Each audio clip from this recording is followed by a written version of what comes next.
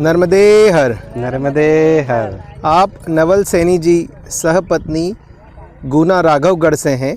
संपूर्ण मां नर्मदा जी की पैदल परिक्रमा पर हैं। महाराज जी, आपने ओंकारेश्वर से परिक्रमा शुरू की। जी प्रभु। अभी आप बोरखेड़ी आ चुके हैं। जी। तकरीबन कितने दिन हो चुके हैं आपको? आज हमारा 12वां दिवस है। 12वां दिन है जी। ये 12 दिन का आप थोड़ा सा एक्सपीरियंस बताइए, कैसा आपका एक्सपीरियंस रहा? एक्सपीरियंस का देखा जाए तो बहुत ही सुंदर और आनंददायक एक्सपीरियंस रहा है।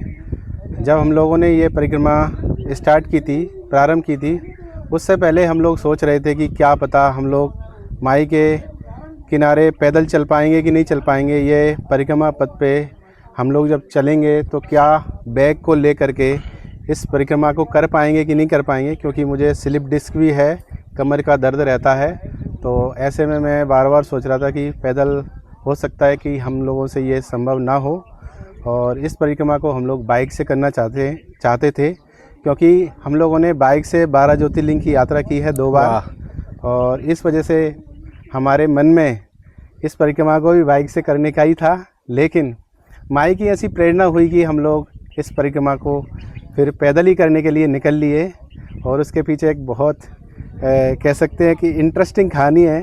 और कहानी ये है कि हम लोग जब इस परिक्रमा पे आ रहे थे उस समय इन्होंने एक प्रेरणा दी मेरे अंदर। इनका नाम भी नर्मदा है। अरे वाह जी। तो जब हम लोग बाइक से 12 ज्योतिर्लिंग यात्रा कर रहे थे उस समय इनकी हार्दिक इच्छा थी कि माई में स्नान करें, यानी नर्मदा मैया में स्नान किया जाए। लेकिन पहली बार में भी और दूसरी बार में भी ये स्नान नहीं कर पाई। तो ये मुझसे बार बार कहती रहती थी कि आपने मुझे नर्मदा मैया में स्नान नहीं करवाया। जी। तो क्या पता माई ने ये सोचा हो कि आपने स्नान नहीं किया था, तो अब आपको प्रतिदिन या कह सकते हैं कि कई बार माई में स्नान करने का अवसर प्राप्त होगा। जी। तो हमारा एक बच्चा जो है छोटा वाला, वो 6 साल का है, तो हम लोग सोच रहे थे कि उसको छोड़कर नहीं जाएं, बाइक से चले जाएं। और हमारा भी कुछ इशू था कमर दर्द वगैरह का, तो इन सभी कारणों की वजह से हम लोग बाइक से करना चाह रहे थे। लेकिन जैसे ही हमारी जो माता जी हैं घर पे, मम्मी जी से मैंने बोला कि हम लोग बाइक से जा रहे हैं, लेकिन हमारी इच्छा जो है वो पैदल की है। तो मम्मी ने कहा, 1 सेकंड में बोल दिया कि अगर पैदल किया तो जाओ। मैंने कहा फिर वो राघव का क्या होगा? तो उन्होंने बोला उसको हम संभाल लेंगे, कोई दिक्कत वाली बात नहीं है, आप 4 महीने 5 महीने जितने में भी आओ। तो इसके बाद से मुझे इतनी खुशी हुई बहुत ज़्यादा। लेकिन हम यहाँ आते आते सोच रहे थे रास्ते में कि क्या पता हम लोग पैदल चल पाएंगे कि नहीं चल पाएंगे।